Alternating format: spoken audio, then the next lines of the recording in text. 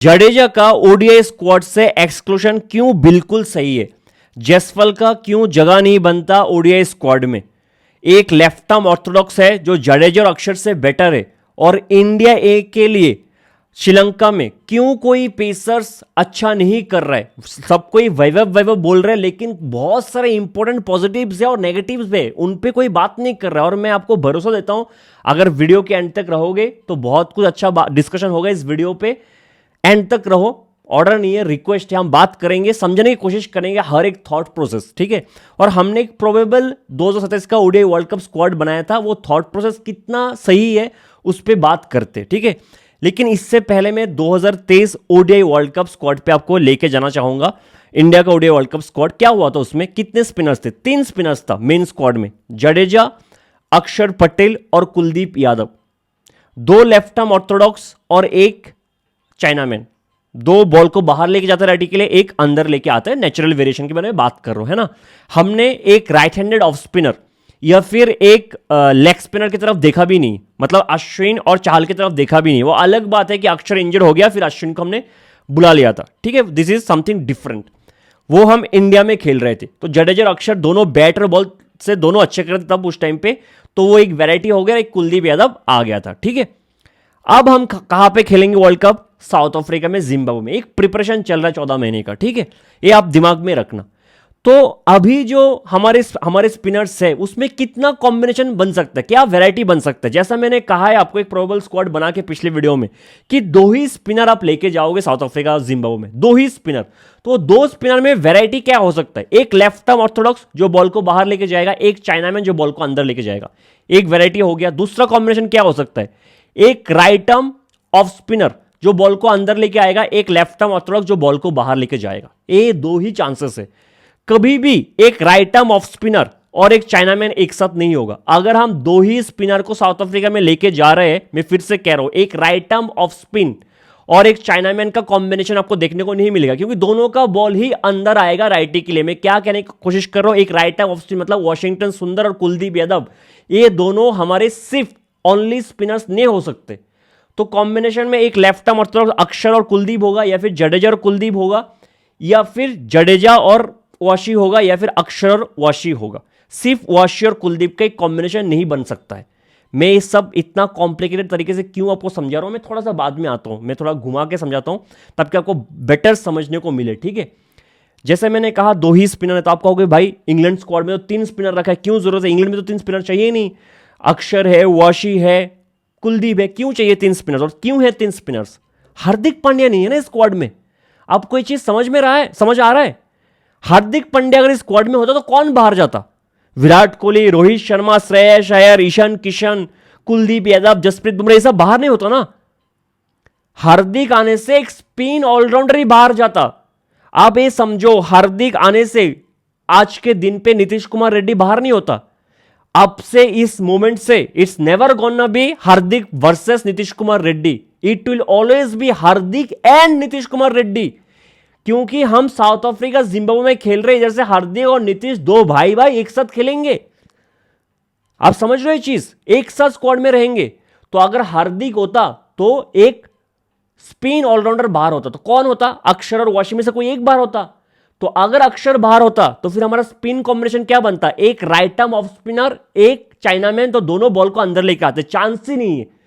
तो वाशी बाहर होता, हार्दिक के होने से वाशी बाहर होता। इतना मैंने कॉम्प्लिकेटेड तरीके से पिछले 2-3 मिनट पे आपको इतना समझा, इतना हिस्ट्री 2023 का दिया, इसलिए क्योंकि आपके दिमाग से निकल जाए कि वाशी 2027 ओडीआई वर्ल्ड कप का पार्ट रहेंगे। हार्दिक के आने से जो इंसान पहले बाहर होगा वो होगा वाशी। तो आप इस दिमाग से छोड़ दो कि वाशी स्क्वाड में है, आप सोचो कि हार्दिक है। तो हमारे बाकी 2 स्पिनर कौन रह गए स्क्वाड में? अक्षर और कुलदीप यादव। तो अगर जडेजा को स्क्वाड में जगह बनाना है, सिलेक्शन कमेटी में किसके साथ जडेजा का स्टेट्स चेक किया जाएगा, कंपैरिजन होगा? अक्षर पटेल के साथ। अब दिल पे हाथ रखते और बात करते। लोग कह रहे कि जडेजा को साइलेंटली टीम से बाहर कर दे, क्या माइक पे चिल्ला के बोले कि जडेजा को हम बाहर कर रहे, है ना। जडेजा को मैं 2008 से फॉलो कर रहा हूं और one of my most favourite player रहा है। मैं हमेशा कहता हूं, ठीक है, जो प्लेयर फील्डिंग में बहुत अच्छा करता है, लंबे बाल, स्ट्रेट बाल वाला जडेजा ना, जो इंडिया के लिए खेला भी नहीं है, सीनियर टीम के लंबे बॉल के साथ, उस जडेजा को मैं देख चुका हूं कैसा करता है, ठीक है। तब से फैन हूं मैं जडेजा का, इसलिए बोल रहा हूं क्योंकि मेजोरिटी ऑफ जडेजा का फैन सीएसके वाले फैंस है, क्योंकि जडेजा सीएसके लिए बहुत अच्छा किया है, ठीक है। इमोशंस को थोड़ा दूर रखते हैं, ठीक है। अब सच सच कहो, आज के दिन जडेजा आपको ऐसा ज्यादा लगता है कि ज्यादा विकेट टेकिंग डिलीवरी डालता है या फिर अक्षर पटेल? व्हाइट बॉल से बात करो, व्हाइट बॉल से विदाउट एनी डाउट पिछले 2 साल में जडेजा का व्हाइट बॉल से स्ट्राइक रेट कम हुआ है। बॉलिंग स्ट्राइक रेट की बात कर रहा हूं, बैटिंग पे मैं बाद में आता हूं, है ना। बॉलिंग स्ट्राइक रेट जडेजा का कम हुआ है अक्षर पटेल से। और अगर आप दिल पे हाथ रख के सोचोगे, अगर हम 2024 T20 world cup West Indies के खुदे हुए पिचेस पे नहीं खेलते ना, खुदे हुए पिचेस, हाँ, तो जडेजा उस T20 वर्ल्ड कप में स्क्वाड का पार्ट भी नहीं होता।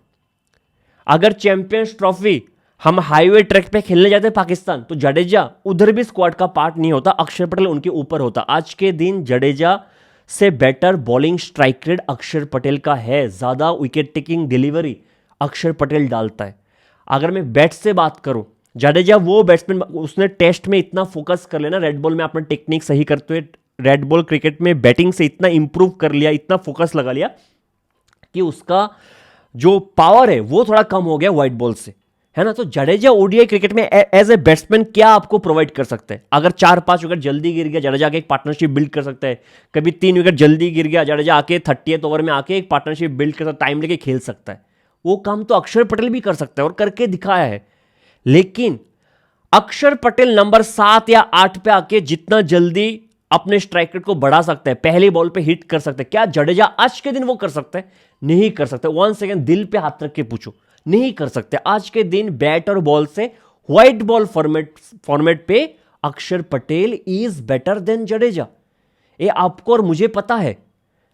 लेकिन ये जो एक लेफ्ट आर्म ऑर्थोडॉक्स का एक रोटेशन चल रहा है पिछले 2 साल में, अगर आपने नोटिस किया, 2024 में हम श्रीलंका गए थे, एक लेफ्ट आर्म ऑर्थोडॉक्स स्पिनर का जगह बना था। कौन था वो? अक्षर पटेल। अच्छा खासा परफॉर्मेंस था, बैटर बॉल से ठीक ठाक परफॉर्मेंस था। फिर अभी जो हम होम सीरीज खेले थे न्यूजीलैंड और साउथ अफ्रीका के अगेंस्ट, उधर एक लेफ्ट आर्म ऑर्थोडॉक्स का जगह बना था। कौन था वो? जडेजा। अक्षर बाहर हो गया था, ठीक है। उस सीरीज में जडेजा ने, आई एम सॉरी टू से, ऐसा एक बॉल नहीं डाला जहां पे लगा बैट्समैन बीट भी हुआ है। ऐसा एक बॉल नहीं डाला जहां पे लगा बैट्समैन बीट भी हुआ है। कुछ खास जडेजा बॉल से कर रहा है और बैट से भी ठीक ठाक था, बैट से भी ठीक ठाक था। फिर हमने एक होम सीरीज अभी अफगानिस्तान के साथ खेला है। कौन था left arm Orthodox? Harsh Dubey.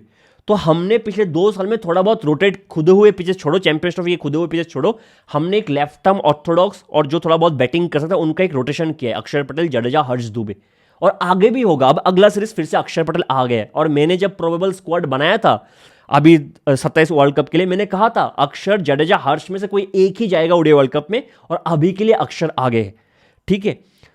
Having said all of this, बहुत टाइम पहले जडेजा का व्हाइट बॉल फॉर्मेट पे करियर खत्म हो जाना चाहिए थे, एटलीस्ट 1.5 साल पहले, 2 साल पहले। अगर 2024 T20 world cup West Indies के ऐसे पिचेस में नहीं होता, तब भी जडेजा का सिलेक्शन नहीं होता। I am repeating this for you to understand कि जडेजा कहां पे है अभी इस फॉर्मेट पे। एटलीस्ट बैट और बॉल दोनों से हो सकता है अक्षर का खराब जाए सीरीज, अगला सीरीज फिर से खराब जाए अक्षर पटेल का, तो जडेजा को फिर से मौका मिले या फिर हर्ष दुबे को मौका मिले। Overall I am saying that कभी भी मौका बन सकता है, लेकिन अक्षर पटेल अभी आगे चल रहा है। और अक्षर पटेल का अगर कुछ इंजरी हो जाए तो हो सकता है जडेजा ओडीआई वर्ल्ड कप में भी जगह बना लगा, जैसे अश्विन ने बना लिया था 2023 में। कितना लंबा एग्जाम्पल मुझे खींचना पड़ा वॉशी को एक्सक्लूड करने के लिए, हार्दिक को बुलाने के लिए, जडेजा का समझाने के लिए। तो I hope I am clear. और अगर आप ऑनेस्टली सोचोगे, इंडियन क्रिकेट के बारे में सोचोगे, without worshipping any player, selectors सही किए अक्षर पटेल को लेके। फिर अक्षर को अपने ले लिया, तो आप जडेजा को कहां से लोगे मेरे भाई? जैसे मैंने कहा कि 2 में से 3 लेफ्ट आर्म ऑर्थोडॉक्स में एक ही हो सकता है, वो आज के दिन अक्षर पटेल थोड़ा सा आगे। अगर आगे से खराब जाएगा तो हर्ष दुबे को कुछ और मौका मिलेगा, हो सकता है जडेजा को कुछ और मौका मिलेगा, लेकिन घुमा फिरा के जो बेटर करेगा वो आगे रहेगा। और एक रोटेशन पॉलिसी चल रहा है जहां पे अक्षर पटेल आगे चल रहा है। तो I hope I am clear कि जडेजा का क्यों नहीं बनता, ठीक है। आई होप वो अपने बॉलिंग पे काम करता जाए, जब भी मौका मिले अच्छा करे, और कुछ भी इधर उधर हो तो वो अपना जगह बना ले। दूसरा सवाल है कि जायसवाल क्यों नहीं है। मेरा सवाल है कि जायसवाल किसके जगह होना चाहिए, ये तो आप पूछो ना पहले। रोहित शर्मा को ड्रॉप करवा दे, आप बोलो तो कि नहीं भाई रिटायरमेंट ले लो आप, कि विराट कोहली को ड्रॉप कर दे कि रिटायरमेंट ले लो, 100 सेंचुरी नहीं चाहिए, बस हो गया। जायसवाल का किसके जगह बनता है? आज के दिन जायसवाल, ऋतुराज गायकवाड़, देवदत्त पडिक्कल, रजत पाटीदार, इनके लिए आपको बस बुरा ही लग सकता है। इससे बेटर हम कुछ कर नहीं सकते। We can only feel sad, we can only feel bad. इससे ज्यादा ना वो लोग कुछ कर सकते ना हम कुछ कर सकते। उनके हाथ में जो है वो लोग 100% कर रहे सबके सब। अब इधर से जायसवाल किसको हटा के आप जायसवाल को लाओगे? अब जो बोल रहे कि वाशी को हटा के जायसवाल को आना चाहिए, तो मैंने कह दिया वाशी क्यों है और वाशी किसके जगह पे है और क्यों वाशी है। हार्दिक होता तो वाशी नहीं होता मेरे भाई। तो जायसवाल का अभी के लिए जगह नहीं बनता। Having said that, Jaiswal, Rituraj Gaikwad, Vaibhav Suryavanshi, मैंने स्लैश पे रखा था लास्ट वीडियो पे, याद है ना? अगर रोहित शर्मा के इन 14 महीने में फिटनेस का कुछ इश्यू हुआ, फॉर्म ज्यादा ही डीप हो गया, तो जायसवाल को बुलाया जाएगा, ऋतुराज गायकवाड़ को बुलाया जाएगा, वैभव सूर्यवंशी को बुलाया जाएगा। तो उनके हाथ में है, जब तक अपने हाथ में है, जब भी अपॉर्चुनिटी मिले ग्रैब करे, परफॉर्म करे, अपने फिटनेस पे ध्यान दे। पोस्ट 2027 वर्ल्ड कप ये लोग टीम में ऑलमोस्ट कंफर्म रहेंगे। अभी के लिए बस अपनी अपॉर्चुनिटी को वेट में रहे, अपने फिटनेस में काम करे, डोमेस्टिक में जब जब मौका मिले रन बनाए, इंडियन टीम में जब जब बुलाए तब तब रन मारे। उससे बेटर ये लोग कुछ कर नहीं सकते, हम भी नहीं कर सकते, हम सिर्फ बुरा ही फील कर सकते। इतना ही है ना। ऐसा दुआ मत करो कि रोहित शर्मा इंजर्ड हो जाए, जायसवाल आ जाए, ऐसा कुछ नहीं होता, ठीक है? और ना ही आपको ऐसा करना चाहिए, टू बी वेरी ऑनेस्ट। अगर वो अच्छा कर रहे हैं, फिट है, अगर कोई अनफेयर प्लेयर, अनफेयर खिलाड़ी बैठे हैं, तब अलग चीज है, ठीक है? अभी के लिए जायसवाल के ऊपर तो सवाल होना बनता ही नहीं। आप सिर्फ you can only feel bad. तीसरा सवाल यह है कि सिराज क्यों नहीं है। वंस अगेन सिराज को दूर कर दिया इंडिया की ओडीआई टीम से। वंस अगेन किसके जगह होना चाहिए? जैसे कि मैंने कहा था, नीतीश कुमार रेड्डी और हार्दिक को छोड़ के हमने 5 पेसर्स को लिया था उस प्रोबेबल स्क्वाड में। वो 5 पेसर्स में हमने वैरायटी देखा था। Arshdeep Singh left arm orthodox. Question once से ये नहीं है कि क्या मोहम्मद सिराज खराब है, मोहम्मद सिराज कहां पे खराब किया है।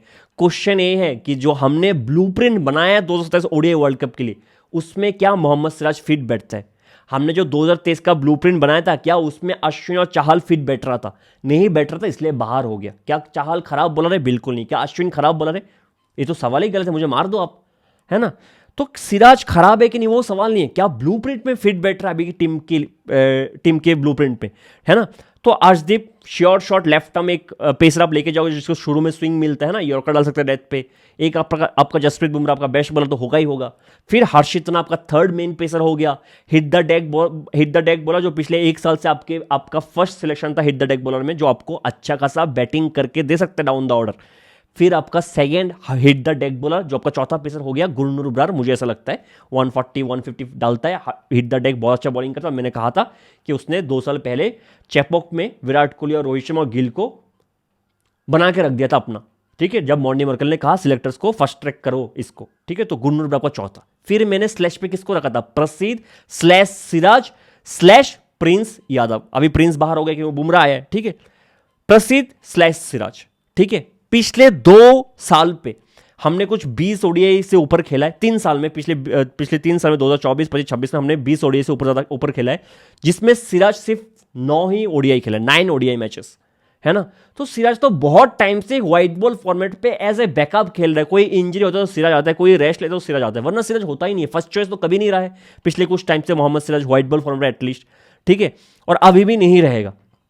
सिराज भी क्या कर सकता है अगर इधर से प्रसिद्ध का बहुत ही खराब गया सीजन, कुछ सीरीज लगातार खराब गया या फिर कोई इंजरी हो गया, तो सिराज आ जाएगा फॉर श्योर। अर्शदीप सिंह को छोड़ के अगर कोई भी बाकी 4 पेसर में कोई इंजर्ड होगा तो फर्स्ट चॉइस सिराज होगा। अभी के लिए सिराज का इस ब्लूप्रिंट में जगह नहीं बन रहा, जैसा बॉलर हम ढूंढ के लेके जा रहे, जैसा वैरायटी हम ढूंढ रहे। इधर तक सॉल्व। लोगों का फिर भी क्वेश्चन है कि भुवनेश्वर कुमार कहाँ है। मैंने पिछले 2 स्क्वाड के इसमें, एक जब अफगानिस्तान का ओडीआई स्क्वाड आया था, एक जब T20 स्क्वाड आया था इंडिया और इंग्लैंड और इंडिया आयरलैंड का, तब भी मैंने कहा कि भुवनेश्वर कुमार को ओडीआई के लिए क्यों आप एक्सपेक्ट कर रहे हो? वो ना रणजी खेलता है, वो रिटायरमेंट ले चुके हैं रणजी से, और ना वो विजय हजारे खेलते हैं। तो 10 ओवर के फॉर्मेट पे तो उनको कंसिडर करेंगे ही नहीं।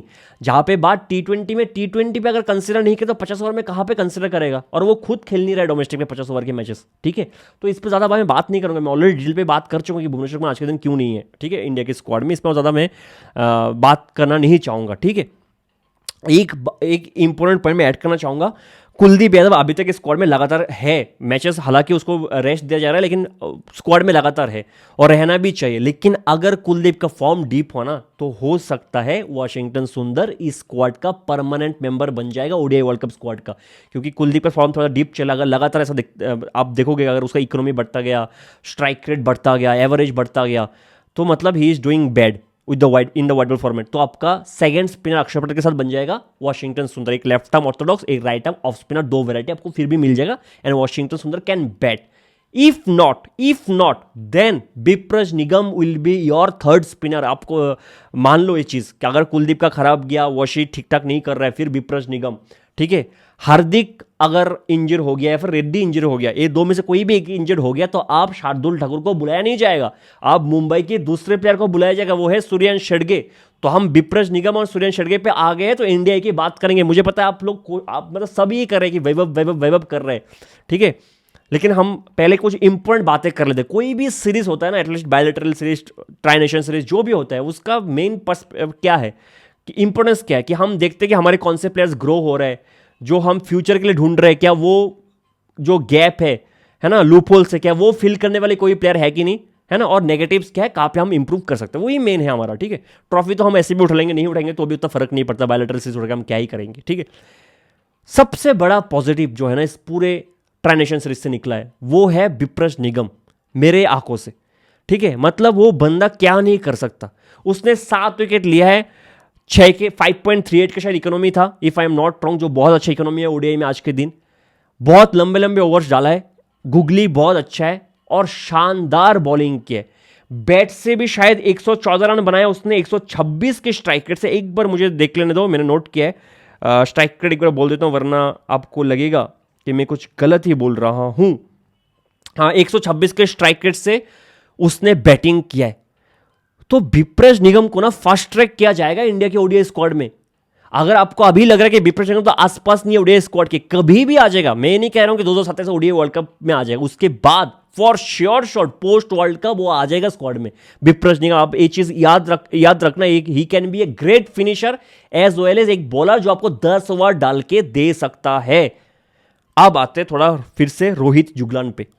हमने बात किया था रोहित जुगलान का कि जब इंडिया अफगानिस्तान के साथ मैच हार गया था, एक लड़की इंस्टाग्राम पे, उसका नाम मुझे पता नहीं, वो शायद यूट्यूब में भी होगा, और एक रोहित जुगलान इंस्टाग्राम पे इतना चिल्ला रहा था और 4-5 बॉलर का फोटो लगा दिया कि कार्तिक त्यागी वार्तिक त्यागी ये सब क्यों नहीं है, राशिक दर सलाम, और क्यों अंशुल कंबोज, याश ठाकुर, अरशद खान, युद्धवीर को भेजा गया, इनको तो बॉलिंग आता ही नहीं है। वो और मैं आपको समझाया था कि आईपीएल देखने से कभी कभी लोग पागल हो जाते हैं, मैं भी हो जाता हूँ, तो वो लोग भी पागल होते ही होंगे, ठीक है। लेकिन पागल होने का भी एक तरीका है। अगर आपने डोमेस्टिक क्रिकेट फॉलो किया तो आपको पता है कौन क्यों है और कौन क्यों नहीं है, और मैंने अच्छे से एक्सप्लेन किया था, है ना। सब अच्छे हैं लेकिन क्यों नहीं है। और कल मेरा पॉइंट 100% राइट प्रूव करके गया है अशोक शर्मा, रोहित जुगलन और एक लड़की जो है इंटरनेट पे इतना बवाल मचा रहे हैं लोग कि इनको क्यों नहीं लिया। तो मैंने कहा था कि अशोक शर्मा से मुझे कुछ प्रॉब्लम नहीं है, इज अ ग्रेट बॉलर, मैं पसंद करता हूं। अशोक कल आया 9 ओवर में 8.3 की इकोनॉमी से बॉलिंग की है। आप वैभव कर रहे हो, इंपॉर्टेंट बातें आपको इधर करना चाहिए। आपको विप्रज निगम, आपको सूर्यवंशी शेड़गे, आपको अशोक शर्मा, इनके बारे में बात करना चाहिए। अशोक शर्मा एक ओडीआई फॉर्मेट पे 8.3 की इकोनॉमी से बॉलिंग कर रहा है। क्या रोहित जुगलान आप वीडियो बनाएगा? मैंने तो इस बॉलर का नाम लेता, इसको क्यों नहीं भेजा आपने अंशुल कंबोज की जगह, इसको क्यों नहीं भेजा आपने अरशद खान की जगह? आप बात करना 8.3 की इकोनॉमी से। I might sound cruel as of now कि मुझे अशोक शर्मा पसंद नहीं है, मैं खुश हूं अशोक शर्मा मार खा गया, ऐसा कुछ नहीं है, ऐसा कुछ नहीं है। बस मेरा पॉइंट सही प्रूव हो गया कि जो भी पेसर्स आया था इस स्क्वाड में वो बहुत पके हुए बॉलर्स थे, और जो नाम वो लोग ले रहे वो भी अच्छे बॉलर्स थे। लेकिन माइंडसेट जो बन चुका ना हमारे पेसर्स के, इस पूरे ट्राई नेशन सीरीज पे हमारे पेसर्स न्यू बॉल के साथ, मैंने स्टैट्स के साथ पिछले वीडियो में कहा था, न्यू बॉल के साथ हमारे पेसर्स सब पिटे, हर मैच पे पिटे। ऐसा एक मैच नहीं है जहां पे हमारे पेसर्स न्यू बॉल के साथ पिटे नहीं। क्या वो खराब बॉलर से? बिल्कुल नहीं। क्यों पिटे? ये जो मसल मेमोरी बन चुका है ना, माइंड मसल कनेक्शन जो बन चुका है, एक जो आप आईपीएल खेल के 2 महीने का आपका बन चुका है, 4 ओवर डालना, 4 ओवर आईपीएल में 2 ओवर न्यू बॉल से डालना, और ओडीआई में आके 5-6 ओवर न्यू बॉल से डालना। भाई साहब, जिन्होंने क्रिकेट खेला उनको पता है डे एंड नाइट का डिफरेंस है, वो एडजस्ट करने में टाइम लगता है।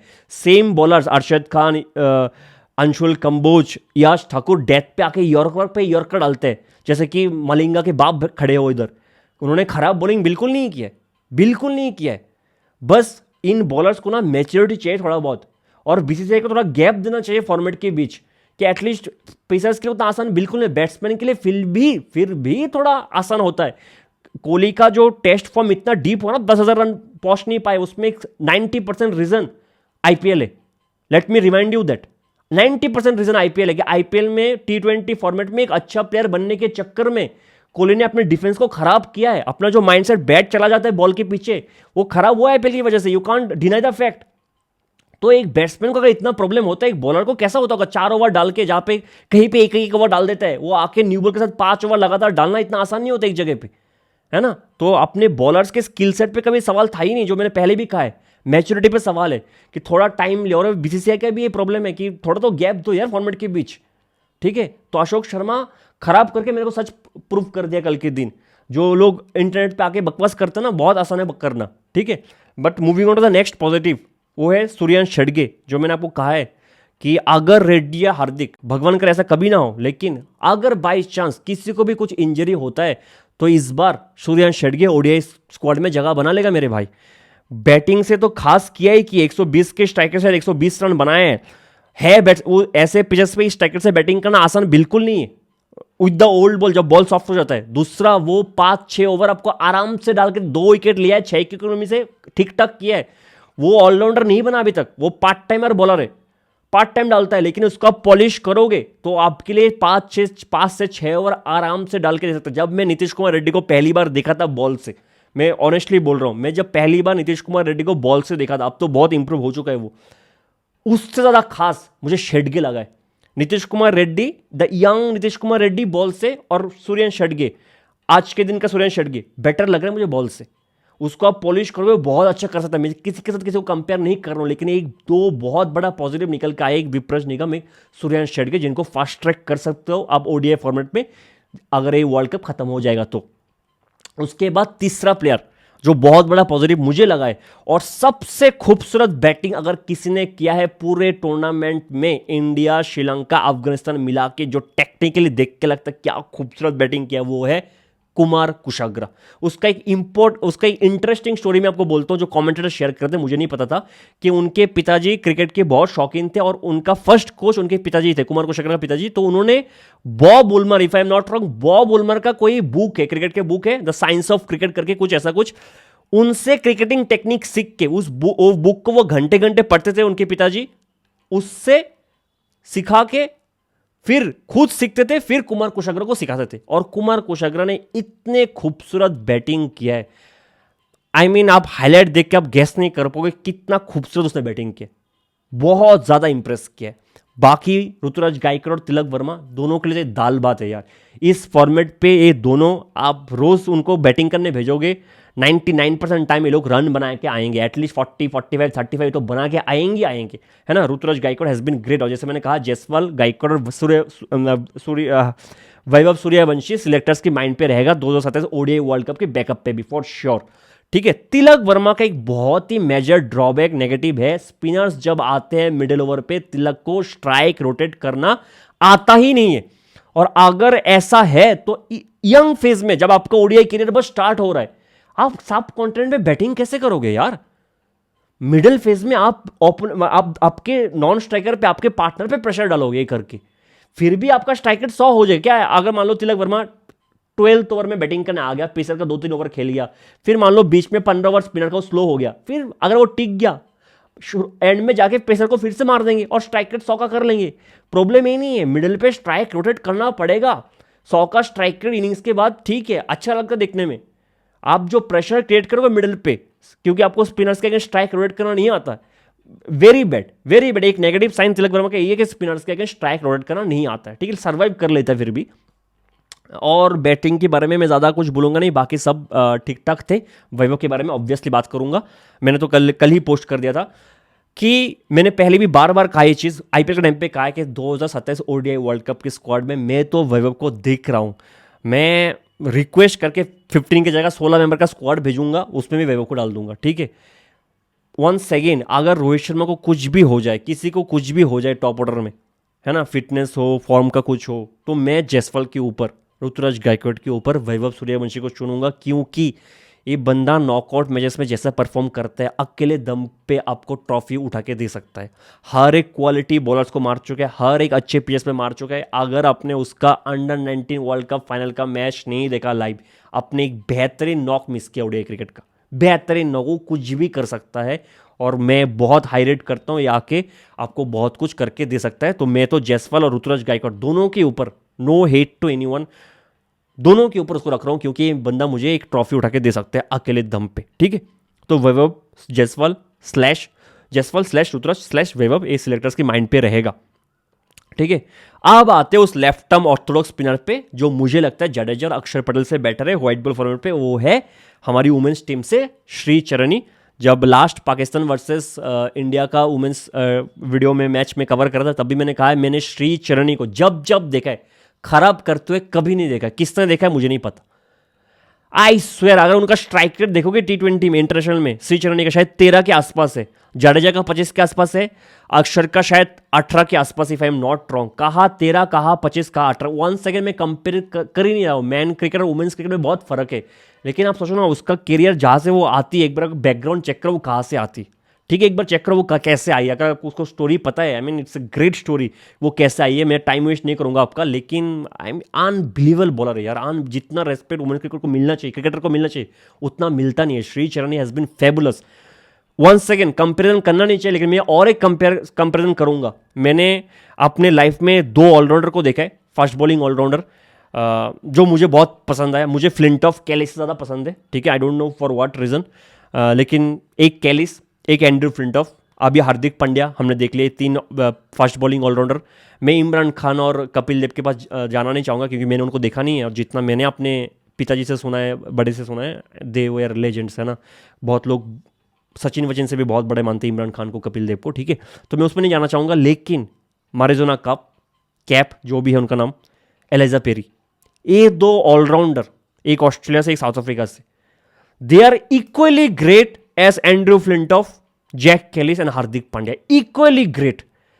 मतलब ऐसे 2 डायमेंशनल प्लेयर जो आपको बॉल से 4 ओवर डाल के दे, जो आपको बॉल से 10 ओवर डाल के दे, जब जब आपको विकेट ना मिला आप उसके पास जाओ, वो भी पेस बॉलर, फिर बैटिंग से आके क्लच मोमेंट पे रन बनाना, छक्का मारना, इनिंग्स बिल्ड करना। आई मीन ऐसा क्या है जो पेरी और मारिजोना कैप नहीं करते, आप मुझे बताओ।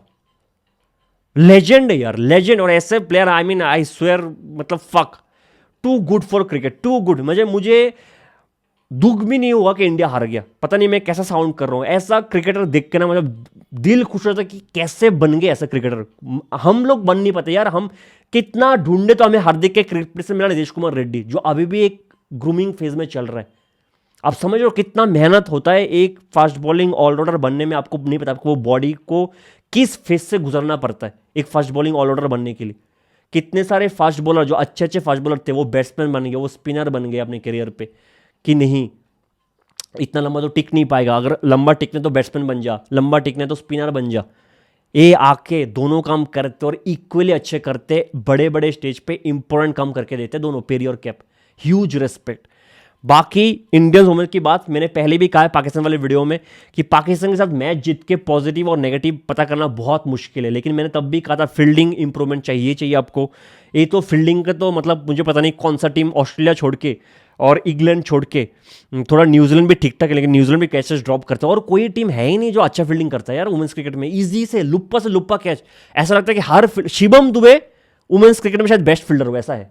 आप समझ लो लेवल। मोस्टली मैं कह रहा हूं ऐसा है कि शिवम दुबे अगर जो कैच पकड़ता ना, वो वुमेन्स क्रिकेट का शायद टफेस्ट कैच हो, ऐसा catches. No offence to anyone, ऐसे फील्डिंग करते हैं। तो ऐसे फील्डिंग के साथ कितने सर्वाइव कर लोगे। फास्ट बॉलर हमारे उतना खास है नहीं, मैंने पिछले वीडियो में कहा है। स्ट्राइक रेट जिस हिसाब से T20 क्रिकेट आगे बढ़ रहे, मैं मानता हूं वुमेन्स क्रिकेट में T20 क्रिकेट में उतना आगे नहीं बढ़ा है, फिर भी स्ट्राइक रेट हमारे बैट्समैन का एक शेफाली वर्मा, मैंने पिछले वीडियो में एक शेफाली वर्मा, एक ऋचा घोष को आप अगर खत्म कर दोगे, तो एक स्मृति मंदाना जितना भी अच्छा खेल ले, वो स्ट्राइक रेट वो रिच नहीं कर सकते जो चाहिए T20 क्रिकेट में। आप समझ रहे हो ये चीज़, ठीक है। उससे ज़्यादा डीप पे मैं जाना नहीं चाहूँगा इस मैच पे। और एक मैच है ऑस्ट्रेलिया वाले मैच, लेट्स होप कि हम अच्छा करें, हम क्वालिफाई करें, शायद एक जीत भी चाहिए। हमारा थोड़ा नेट रन रेट भी थोड़ा ज़्यादा बेटर होना चाहिए शायद। अगर हम क्वालिफाई करेंगे तो एक समरी मैं आपको दे दूंगा, लेकिन अभी के लिए मुझे लगता है कि बहुत ज़्यादा इंप्रूवमेंट हमें चाहिए होगा कि हम ट्रॉफी उठा लें, क्योंकि ऑब्वियसली जितना मैं ऑस्ट्रेलियन क्रिकेट को देखा हूँ वुमेंस क्रिकेट में, they are far better team than us. ठीक है, पिछले बार हार गए थे। इंग्लैंड इज़ ग्रेट टीम जितना मैं देखूँ इंग्लैंड क्रिकेट को। ठीक है, New Zealand, South Africa, West Indies, इन सबको हम हरा सकते हैं। ठीक है, लेकिन ऑस्ट्रेलिया के साथ जीतना और अच्छे क्रिकेट खेल जीतना बहुत इंपॉर्टेंट है। वीडियो की एंड तक पहुंच गए तो सब्सक्राइब प्लीज़ कर दो। मिलते हैं अगले वीडियो में, तब तक के लिए जय हिंद।